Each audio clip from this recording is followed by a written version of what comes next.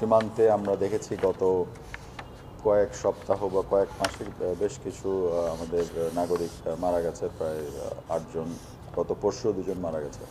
তো সেটা নিয়ে আমি আমাদের কনসার্ন ব্যক্ত করেছি এবং যাতে নন লিথাল যাতে ওয়েপন ইউজ করা হয় সেই ব্যাপারে আমরা জোর দিয়েছি।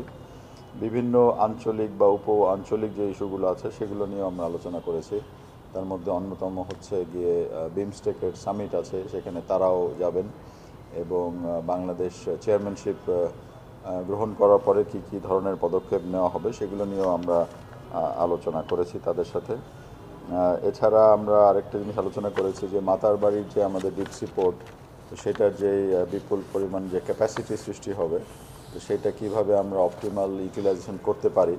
তো সেখানে আমরা ভারতের যে পূর্বাঞ্চলীয় যে সীমা রাষ্ট্র ইয়েগুলো আছে, প্রদেশগুলো আছে, সেগুলো প্লাস আমরা ভবিষ্যতে এটার সাথে নেপাল বা ভুটানেও আমরা কানেক্ট করতে পারবো। এবং এই ব্যাপারে যেহেতু মাতার বাড়ির সেই বিগ বি পরিকল্পনা রয়েছে জাপানিদের, সুতরাং জাপানিজদেরকেও কীভাবে এখানে ফর্মালি আমরা সম্পৃক্ত করতে পারি সেই ব্যাপারেও আমাদের আলোচনা হয়েছে। আমরা হয়তো একটা ত্রিপক্ষীয় একটা প্ল্যাটফর্ম আমরা চিন্তা করতে পারি আগামীতে, যারা এই সিকোয়েন্সিংগুলো ঠিক করবে, সো দ্যাট যখন মাতার বাড়ি ফুললি রেডি হবে বা অপারেশনাল হবে তখন যাতে সেটার অপটিমাল ইউটিলাইজেশনও হয়, সেই বিষয়টা নিয়ে আমরা কাজ করতে পারি।